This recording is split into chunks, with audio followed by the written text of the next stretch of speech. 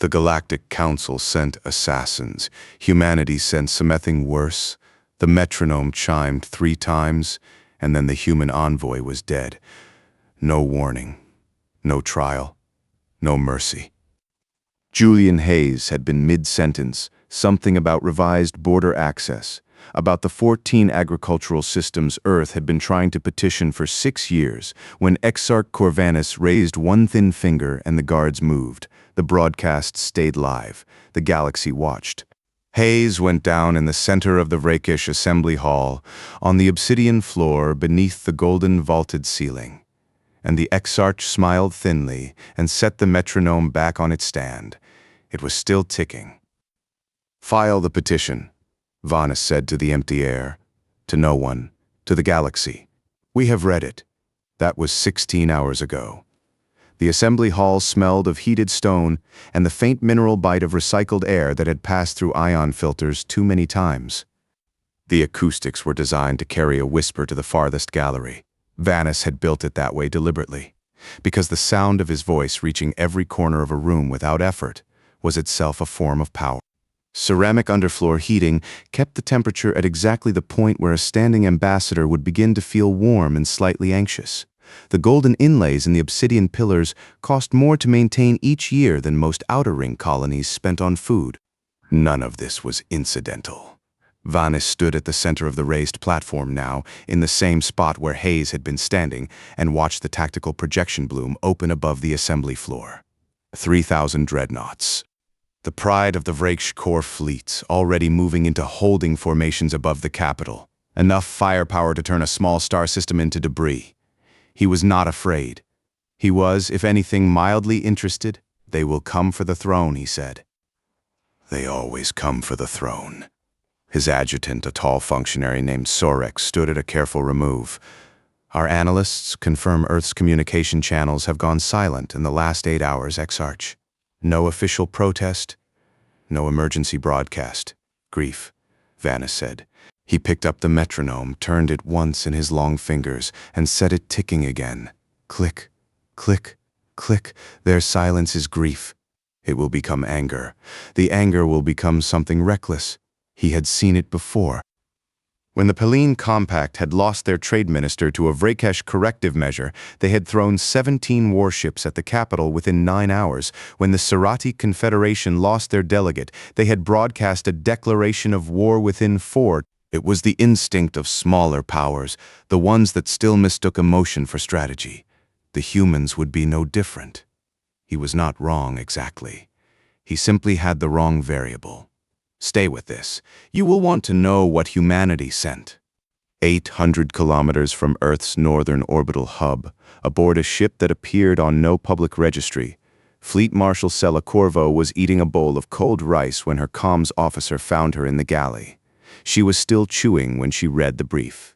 She did not put the bowl down. She finished the rice, set the bowl in the recycler, wiped her hands on a cloth, and walked the length of the narrow corridor to the command deck of the UN's Grave Resolve. Her silver-streaked hair was in its usual knot, precise, tight, the kind of arrangement that suggested someone had thought about it for about 11 seconds and then never reconsidered. The Grave Resolve was an older vessel, stripped of most of its forward decorative plating. Under the hull plating, every redundant system had been removed and replaced with targeting infrastructure and slipspace calculation banks. It did not look like a warship. It looked like someone's concept of efficiency taken slightly too far. "All senior staff," she said as she stepped onto the deck. Not loudly, it carried. They assembled in 40 seconds. "Julian Hayes is dead," she said. "The Vrakesh broadcast it. We watched, you know." A pause. "We are not going to the capital." Silence.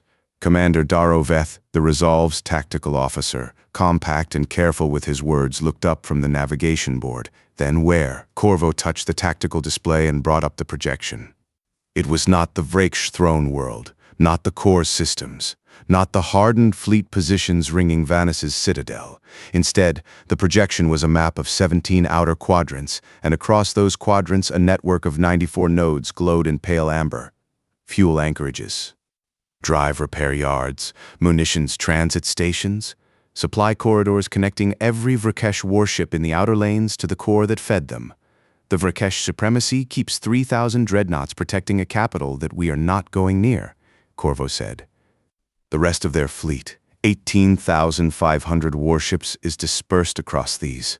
She touched one of the amber nodes.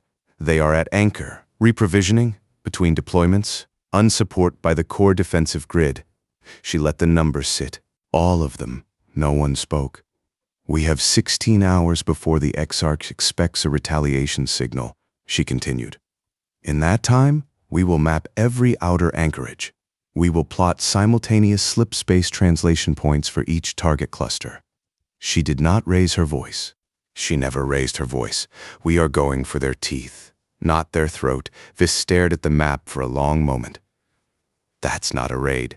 No, Corvo said. It's a restructuring. The Ash Fleet was not its official designation.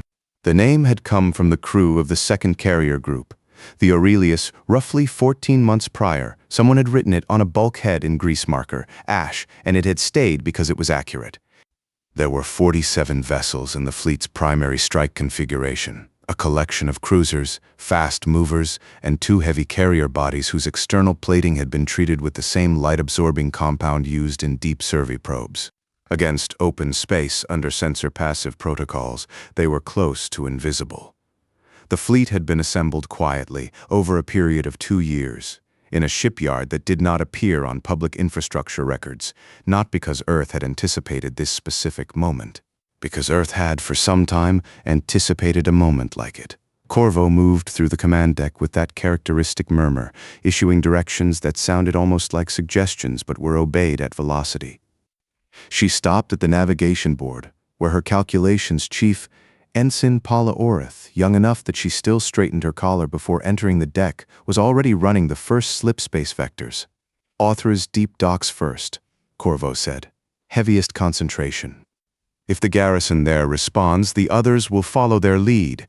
We need the garrison handled in the first 12 minutes, or the signal propagates. Understood, Oreth said. She did not look up. Her fingers moved across the calculation board with the kind of steadiness that came from having run these numbers many times before, in training, in simulations, in quiet preparatory exercises whose real purpose she had been careful not to ask about. The Ash Fleet began to move. From the outside, in the deep space between Earth's orbital platforms and the outer system edge, they were nothing. Dark hulls against darker space. No communications traffic. No transponder signal. The Vrakesh sensor network at the system perimeter registered a momentary fluctuation in background radiation, the kind of thing that happened when large masses moved through space without announcing themselves and logged it as instrument noise. The record was filed. No one checked. 6 parsecs away, Vanis tapped the metronome again. Click, click, click. He had moved to the private observatory adjoining the assembly hall, a domed room, the ceiling a single piece of transparent composite, the stars of the core world spread above him in dense cold light. He liked the observatory. It reminded him of scale, of the fact that his capital world sat at the literal gravitational center of the Vrakesh supremacy, surrounded by the most concentrated military force in the known quadrant. What is the delay estimate? He asked. Sorex checked his data slate. Our analysts project the humans will require between 22 and 30 hours to mount any response. Current intercept probability for anything they launch toward the capital is, I am not interested in the intercept probability, Vanis said pleasantly. Tell me when the dreadnoughts reach holding formation. Another 4 hours, Exarch. Then we wait. He looked at the stars. He thought about the broadcast. About Hayes's face in the moment before the guards moved, the precise instant when the man understood that the petition hearing had been something else entirely, that the audience had never been about the petition. The look had been interesting, not fear, exactly. Something more like a man recalculating too late what kind of room he had walked into. Vanis had built a career on that look. He reflected, quite good at producing it. He did not wonder, even briefly, what the silence from Earth meant. He had drawn his conclusion, grief, then anger, then a charge toward the capital that his dreadnoughts would intercept before it reached the orbital defense perimeter. It would be quick, educational for the watching galaxy. A demonstration that border petitions from Earth, from anyone, had a cost. The metronome ticked. Somewhere in the outer quadrants, in the cold dark near the Othras anchorage, the Ash fleet dropped out of active tracking and ran on inertia, measuring its approach with instruments that made no noise. A single Vrikesh patrol ship at the outer perimeter turned on a long sweep arc, its sensors pulsing in the standard 4-second rhythm. The sweep found nothing. On the grave resolve, Corvo stood at the main tactical display and watched the patrol's sweep trace its arc across the projection. She said nothing. Oreth watched it too, from the navigation board. The arc completed, the patrol logged a clean reading. Corvo glanced at her watch, a physical watch, mechanical, the kind that did not connect to any network. She had owned it for 11 years. She wound it every morning at 600, 3 hours out from the anchorage, she said quietly. Veth nodded once. "Run the extraction protocols," she said. "Medical bay, full prep. We will need the trauma teams ready before the lances fire." Vith looked at her. He had worked with Corvo for 4 years and had learned to identify the moments when what she said required a follow-up question. "This was one of them, before the Vrikesh sailors on those ships," Corvo said, "are not Corvanis. We are going for their drives, not their air supply, not their life support, not their quarters." She turned back to the display. "Medical ready before the first lance fires." Vaith was quiet for a moment. Then, "Aye, Marshal." She did not watch him go. She was looking at the 94 amber nodes on the projection, doing arithmetic that had nothing to do with destruction and everything to do with sequence, timing, and the particular geometry of ending a war before it started. Oreth ran the last slip space vector and called it clean. That was the moment Corvo knew the geometry was correct, not because she doubted Oreth's work, but because clean meant no secondary drift, no margin error at the translation point. No risk of a cruiser arriving 11 seconds behind the others and giving the garrison time to log an alarm. The Ash fleet would arrive at 94 points simultaneously, or it would not arrive at all. "Lock it," Corvo said. "No further adjustments." "Locked," Oreth confirmed. Corvo walked to the viewport at the rear of the command deck, a narrow strip of reinforced composite, barely wider than her palm. The grave resolve ran dark. No running lights, and the space outside was the particular quality of black that existed only in the deep lanes between systems. No stars close enough to navigate by, just the faint smear of the outer galaxy too distant to name. She stood there for 40 seconds, then she turned back to the deck. "Rest rotation," she said. 4 hours. Everyone sleeps in shifts. If you're on the second slip vector team, you are in your bunk in 20 minutes. Commander Veth glanced up. "Marshal, 4 hours," she said again, the same tone. "We will not be slow because someone was too proud to sleep before the work." Veth did not argue. He had learned, in 4 years, that Corvo's murmur was not a suggestion. He initialed the rotation log and passed the deck to the night officer. In the hours that followed, the Ash fleet moved through the outer dark like a held breath. 47 ships. The ships moved on pre-calculated inertial courses, trusting the math that Oreth's team had spent 16 hours building, adjusting for gravitational drift, for the position of the Othras system's outer gas body. No communications traffic between them. Everything ran through tight beam laser relay, impossible to detect from more than a few kilometers. No transponder pulses. No active sensor sweeps. For the precise orientation of the deep dock anchorage above the third planet's equatorial band, the Ash fleet did not feel like a weapon. It felt like a door closing very quietly in a house where someone was trying to sleep. Aboard the carrier Aurelius, 19 decks below the command section, a gunner named Tomas Wales sat in the observation bay with a thermos of something that was technically coffee and watched the dark outside the port. He was 26 years old. He had a sister on the third orbital station above Earth, a woman named Rena who repaired atmospheric processors and sent him messages about her cat. He had read her last message 4 times on the transit out. The cat had knocked a plant off a shelf, and she had written 3 separate paragraphs about it in increasing outrage, and Weil had laughed each time. He thought about the envoy, about the broadcast, about what Hayes's face had looked like in that last second. He drank the coffee. 31 parsecs away.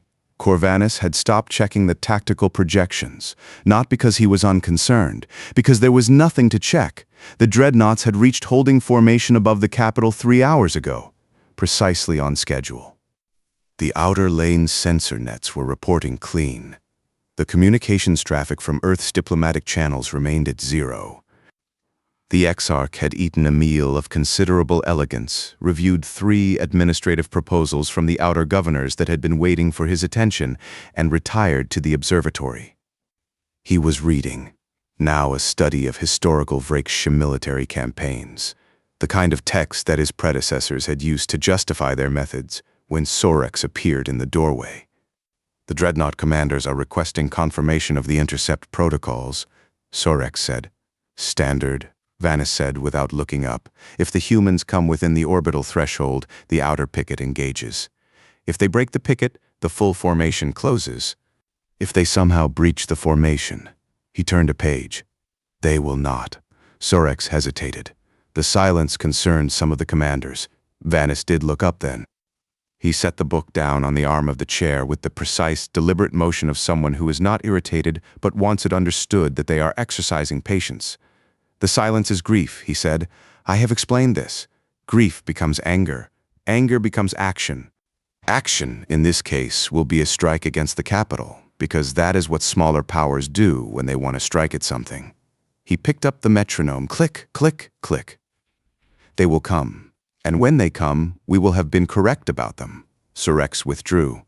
Vanis set the metronome back on its stand and returned to his reading. Outside the observatory dome, the stars above the capital were perfectly still.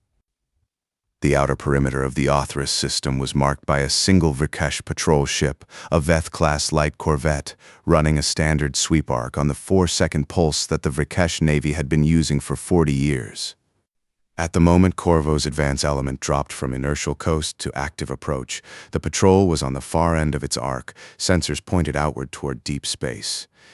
The Ash Fleet's forward scout, a single fast mover the in size running its hull on full absorb and weapons-powered but cold, matched the patrol's arc exactly. Not behind it.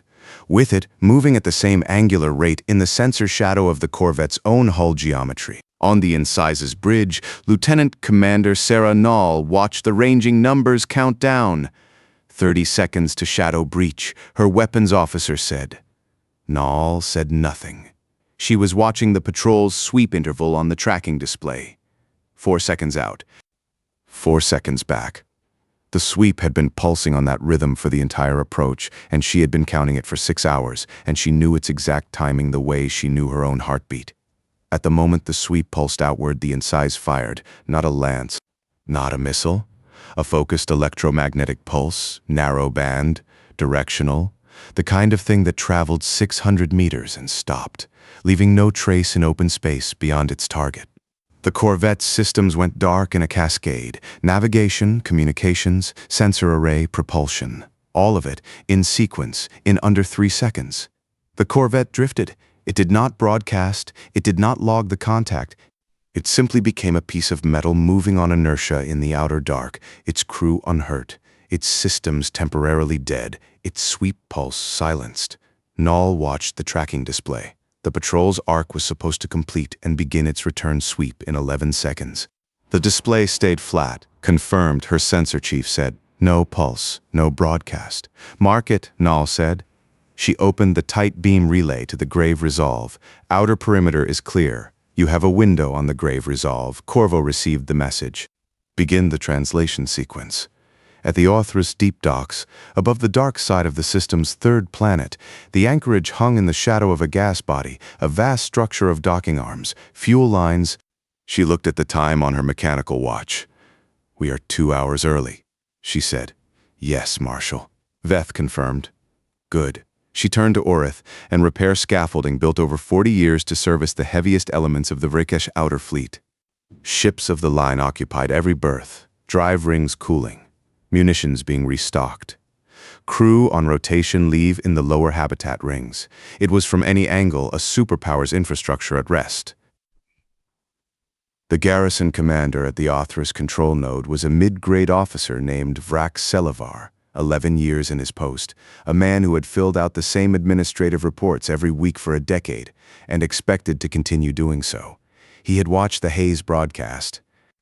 He had filed the standard notation, live engagement at Capital, no local response required, and returned to his duty roster. He was reviewing a maintenance schedule for a damaged docking arm when his sensor officer said, very quietly, "Commander."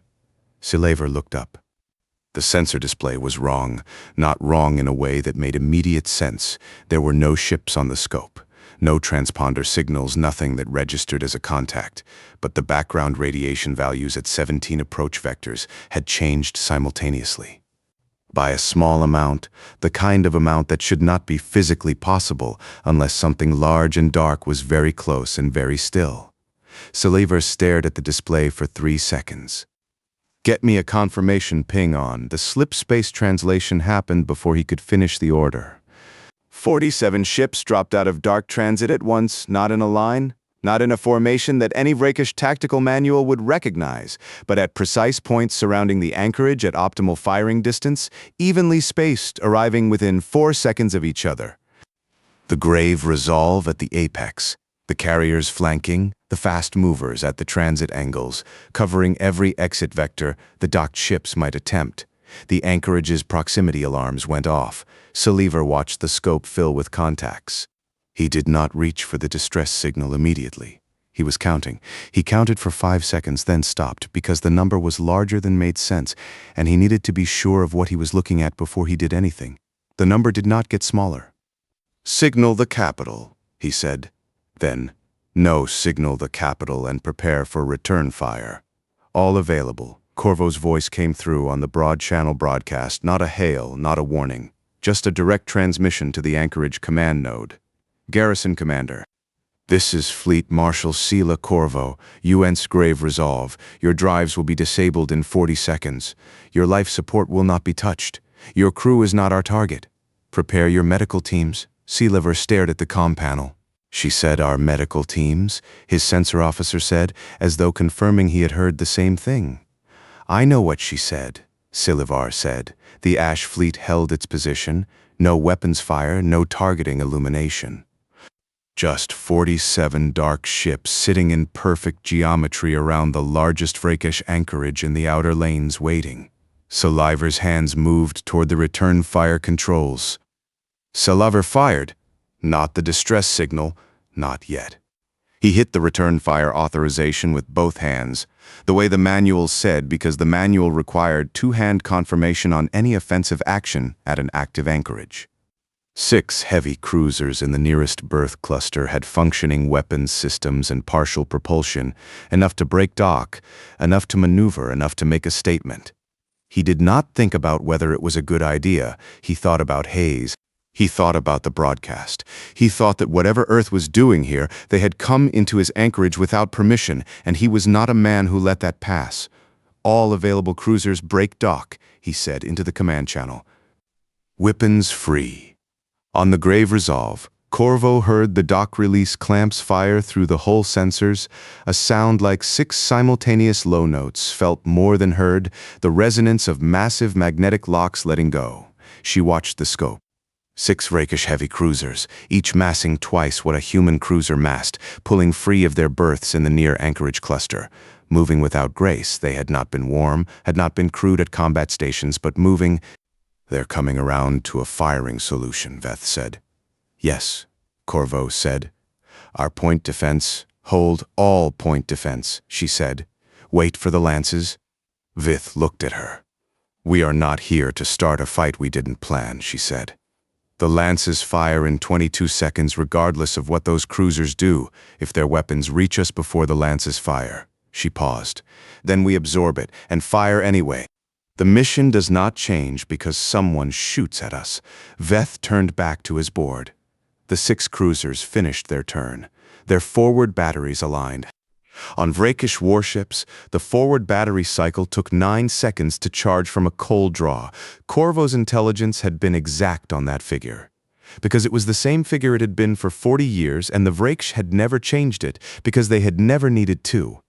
They had 9 seconds. The lances fired at second 6. The kinetic lance system was not a weapon in the traditional sense. It did not destroy. It did not detonate. Each lance was a precisely shaped electromagnetic shear, a focused pulse that traveled at a fraction of light speed and interacted with the crystalline lattice structure of Rakesh drive housings in a specific way. The housings were made of a material called vrachite, dense and heat-resistant, excellent at containing the exotic matter reactions that powered the Rakesh drives. Vrachite was also, as Earth's materials engineers had quietly documented over 12 years of trade-adjacent contact, catastrophically brittle when subjected to a specific electromagnetic frequency at close range. The lances did not blow up the drives. They sheared through the housing lattice at the molecular level, cleanly separating the containment layer from the reaction core. No explosion. No fire. The drive simply stopped, the way a clock stops when you remove one gear, and the housing fractured into flat planes that fell inward under their own weight and locked the core in place. The sound, or rather the absence of sound since space carries nothing, was replaced by something the anchorage crew would describe later as a feeling, a vibration through the hull that lasted less than a second and then stopped, leaving the ship exactly where it was. Across the Othra's anchorage, in the 6 seconds before the Vrakesh cruisers finished charging their batteries, the Ash fleet fired, every ship simultaneously, every lance targeting the same component on every docked vessel in range, undamaged in every visible way, except that the drive housing had become a sealed tomb and the ship was never moving again under its own power. On the scope of the Grave Resolve, the amber marks representing docked Vrakesh warships began to change color, one after another. Hundreds of them. The change was not dramatic. The ships did not vanish, did not break apart, did not burn. They simply went from amber, active, powered, capable to gray. Inert, present, but still. Veth watched the scope and said nothing, because there was nothing to say. The 6 cruisers that had broken dock fired their batteries. The plasma barrage from 6 Vrakesh heavy cruisers hit the Stalwart across the bow. The Stalwart was a mid-grade human cruiser, not frontline, positioned at the anchorage's flank as part of the coverage formation. Its bow section took 4 direct hits in under 2 seconds. The forward armor held on the first 2. The third breached the outer hull at frame 9. The fourth came through the breach and detonated against the interior bulkhead of the forward crew section. "Stalwart reports breach," the comms officer said, voice steady. "Stalwart reports casualties. They are sealing decks." Corvo did not look up from the tactical display. "How many?" she said. 34. The comms officer said, "The forward section is gone." 34. Now, from the shadow side of the gas body, the position Orith had calculated as the optimal reserve angle, far enough out that the garrison's initial sensor sweep had not reached it. She filed the number, held it, did not put it down. People she would name later, in a document that would be entered into the record, in a list with Julian Hayes's name at the top. "Reserve element," she said, the same tone she used for everything. Close enough that the transit time was under 40 seconds, the Ash fleet's heavy reserve dropped in. 8 ships, the largest in the fleet, moving fast and certain, no maneuvering, direct intercept course on the 6 Vrakesh cruisers. The 6 cruisers were still charging for a second salvo. They did not get it. The reserve element's lances fired at close range, not at drive housings this time, but at the cruiser's weapons batteries directly. The difference in targeting was small but deliberate. Battery shears at close range were faster, more precise, and left the ship structurally intact. The 6 cruisers' forward weapons went dark. Their secondary batteries went dark. Their communication arrays went dark. They drifted, powered but unarmed. Crew alive, hull sealed. Going nowhere. On the command deck of the last resisting cruiser, the Vrakesh garrison commander watched his weapons board go flat and understood, in the way that field officers understand things when the abstractions end, that the humans had not been shooting at his ship. They had been shooting at his ship's ability to shoot. The distinction was not technical. It was deliberate. It was the clearest possible message about how the humans thought. He sat down. He had not planned to sit. His legs did it without consulting him. Saliver, at the Authoress control node, watched the scope go gray. Not quickly, steadily, one by one, then in clusters, then all at once across the far anchorage arm, every docked warship losing its active status marker. He counted for a moment, then stopped because the count was already past, the number that mattered, and he was still going. "Sir," his sensor officer's voice was careful. "The human fleet is not targeting life support." "I can see that," Selivar said. "They are not targeting habitat rings, not fuel cells. Not, I know," Saliver said. Not angry. Quiet, he looked at the scope. Hundreds of ships, gray and still.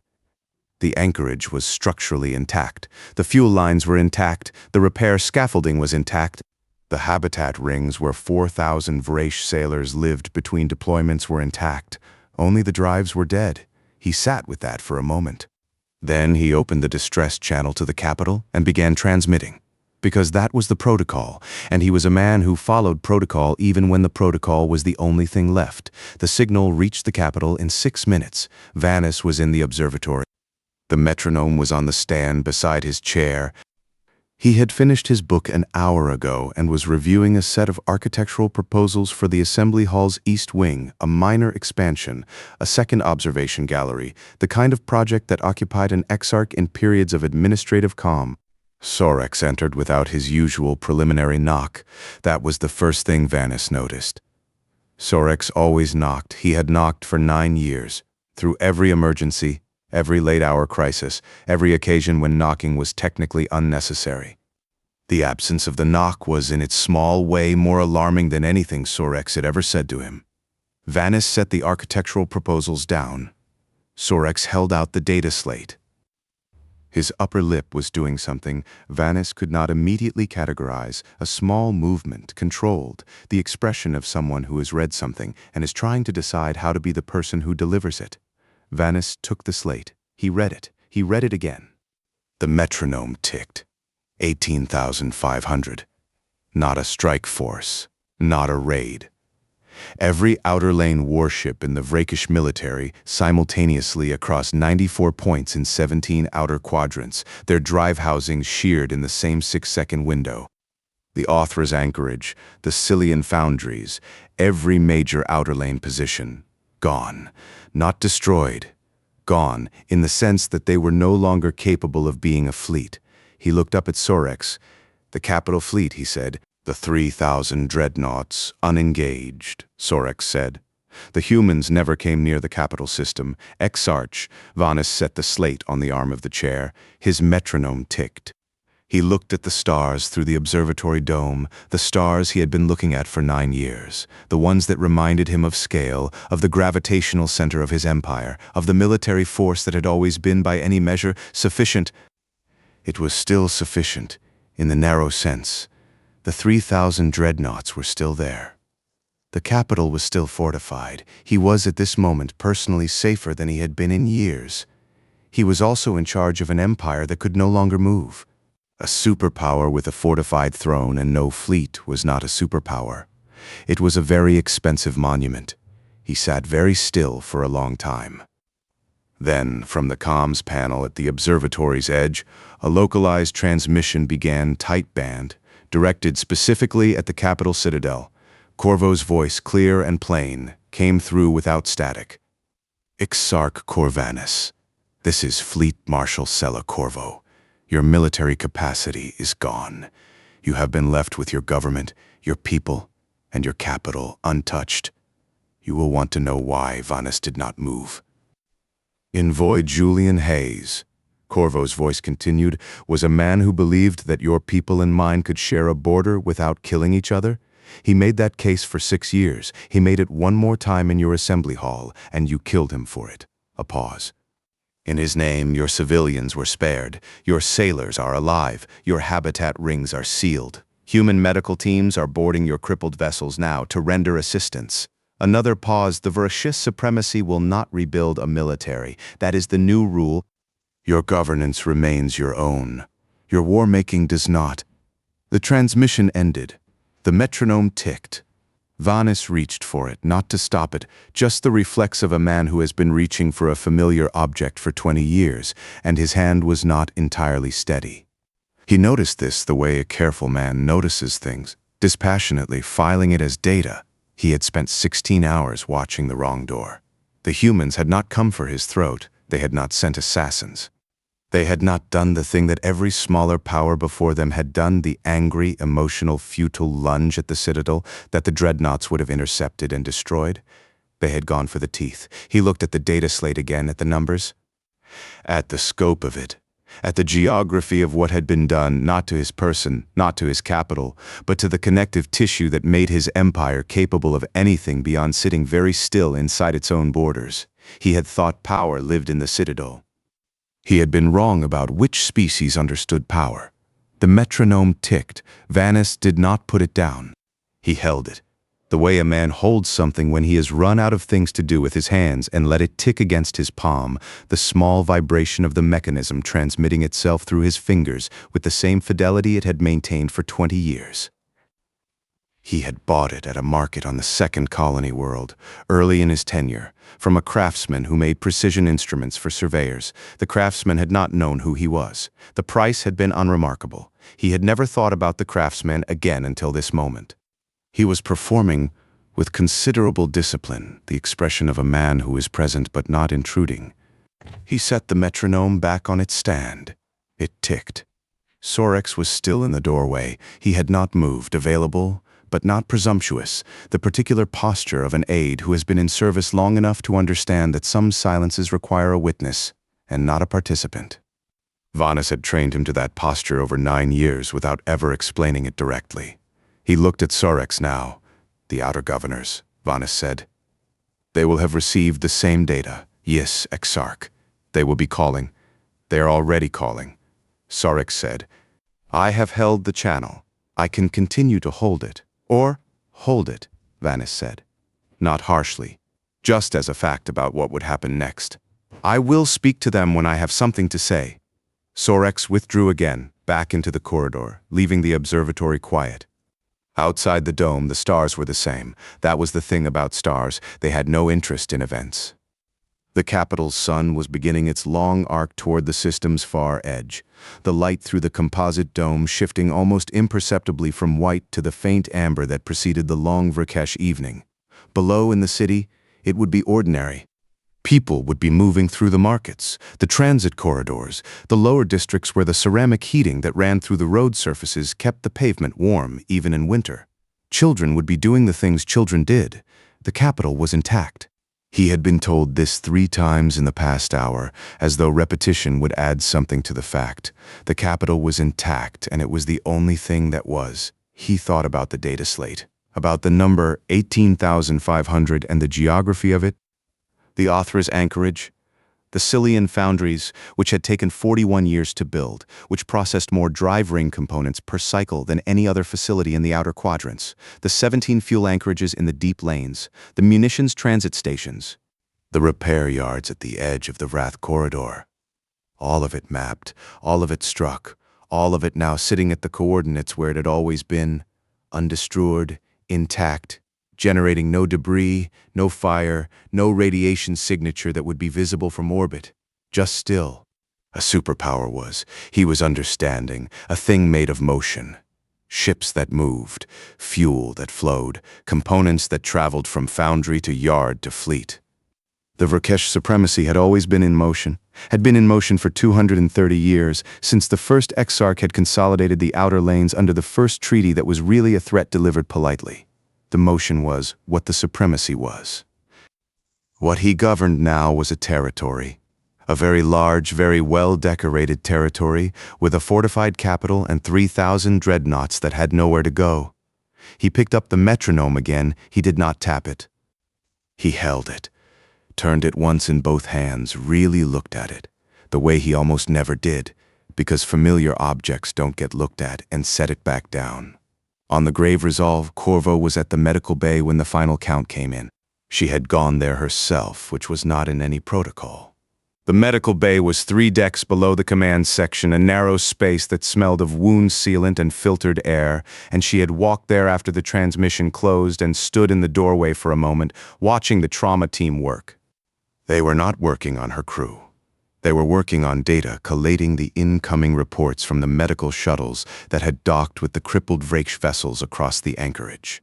The reports came in on a tight beam relay, 30-second intervals, one shuttle at a time, bulkhead sealed, atmosphere stable, casualties treated, crew cooperative. Crew cooperative. She had not expected that. Or rather, she had planned for it, had built it into the medical protocols and the approach briefing and the specific targeting parameters of the lances, all of it designed to produce exactly this result.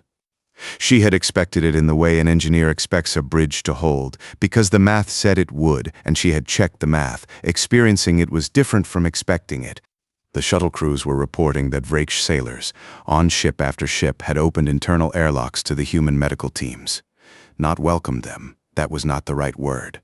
Not on a vessel whose drives had just been sheared out from under it, but opened the locks, stepped back, let the humans in with their trauma kits and their bulkhead sealant and their careful, unhurried movements, and watched and said nothing. That was the mercy working. Not as a sentiment. Corvo did not think of it as a sentiment, but as a calculation that had been built into the mission from the first hour. From the moment she had looked at the author's anchorage data and understood that a Vrakesh sailor was not Corvanus. The sailors had not killed Julian Hayes. The sailors had loaded munitions and pulled maintenance rotations and eaten their meals in the habitat rings and written messages home on the tight beam relay, the same as Tomas Whale with his thermos and his sister's messages about a cat. She had not spared them out of sentiment. She had spared them because she had looked at the map of the Vrakesh supremacy and understood that a government stripped of its military does not need its population convinced to hate the people who stripped it. History was full of governments that had been humiliated into wars by their own people's grief. She had not dismantled the Vrakesh war machine in order to create a different war. The math had said, spare them. So she had built the mission around sparing them. It had worked because the math was right. She stood in the doorway until the senior medic, a woman named Prey, dark-eyed and methodical, who had been running trauma teams for 11 years, looked up from the relay board and said, "Last shuttle docked. All vessels accounted for. Casualties," Corvo said. "Vrakesh total 212, Prey said. Propulsion crew, mostly. The land shears weren't perfectly clean on 3 of the Foundry ships. They were in active maintenance cycles. Drive housings partially disassembled. The shear hit components that were outside the housing." A pause. "We got to them. But we lost 40 before the shuttles could dock." Corvo filed the number, added it to the 34 from the stalwart, did not put it down. "Our people," she said. 34, Price said as reported, forward section of the stalwart. "Instantaneous," she said it, with the particular flatness of a medic who has been saying things like this for a long time. "No others in the fleet." Corvo nodded. "Record the names, all of them, stalwart crew and the Vrakesh 40. Pre looked at her for a moment. He sat in the observatory and let Sorex manage the channel, holding each one in sequence, noting the names, drafting the template response. The Exarch is in executive session. The Exarch will address the assembly at a time to be determined. The Vrakesh names, we may not have all of them. The manifest's what we have, Corvo said.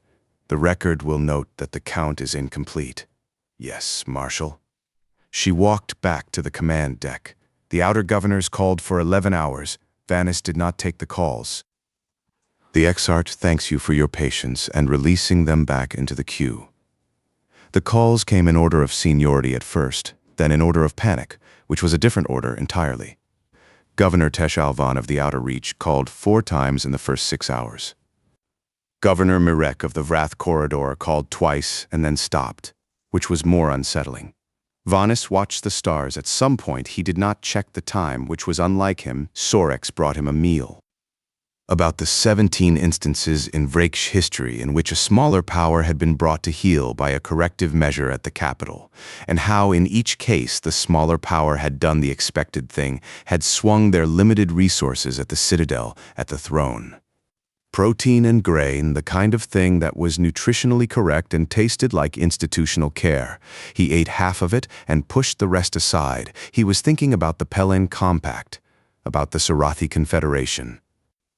They had to have known, because the mapping that Corvo's fleet had done in 16 hours was not instinctive, was not improvised, was something that required prior knowledge, prior study. At the person of the Exarch, and how the dreadnoughts had been sufficient in each case, he had never wondered in any of those 17 instances what would have happened if the smaller power had not come for the throne. He wondered now. The humans had the data. Prior years of quiet accumulation, exactly what the Vraish war machine was made of. They had known the foundries, the anchorages, the fuel lines and the drive components, supply chains and the maintenance cycles that left certain vessels with partially disassembled housings. They had known all of it, and they had said nothing, for however long they had been knowing it, and then they had used it in 6 seconds. 6 seconds. He had executed Julian Hayes 16 hours before the lances fired. In those 16 hours he had felt, without ever examining the feeling, that he was in control of the situation, that the silence from Earth was confirmation of his read, that the dreadnoughts at the capital were the correct instrument in the correct position. That was the thing that sat in him now, heavier than the data slate, heavier than the numbers. Not that he had lost, but that he had been losing for however long the humans had been building the ash fleet in that shipyard that appeared on no registry. He had been, during those 16 hours, in the most complete position of powerlessness he had ever occupied. He had simply not known it yet, and he had experienced the entire duration of his defeat as a period of comfortable control. He had not seen the door they were actually walking through. He picked up the metronome. Click, click, click. The mechanism was precise. The craftsman had built it to remain accurate within a fraction of a second per day, and it had done so for 20 years, through the gravity variations of 7 systems, through the temperature fluctuations of shipboard transit, through everything. It had never been wrong. He had used it to count other people's patience. He had never once considered that someone might be counting his. The metronome slipped from his fingers. He did not drop it deliberately. It was the hand, the one that had not been steady, the one he had noticed and filed as data without doing anything about it. The grip released without consulting him, the way his legs had done something similar on the cruiser commander's bridge in the old campaigns, years before the observatory, years before the assembly hall and the golden inlays and the ceramic underfloor heating. The crystalline metronome struck the marble floor of the observatory and shattered in a single clean note, not a crash, not a crack, but a sound like a small bell rung once, and then permanently silenced. The mechanism went still. The pieces lay on the marble in a precise scatter, the way things scatter when they are well made and break cleanly. The largest piece still had the pendulum attached, frozen mid-arc. Vanis looked at it for a long time. There were no specific orders for what came after the lances. The mission parameters had ended at execute and confirm, and everything beyond that was command discretion, which was the kind of authority Corvo had been given because the people who gave it had learned. Then he picked up the data slate and opened the channel to the outer governors. The ash fleet held its perimeter position for 72 hours, not because Corvo had been ordered to hold it, at some cost, what her discretion produced. She held the perimeter because a fleet on a perimeter is a message, and the message needed time to be read.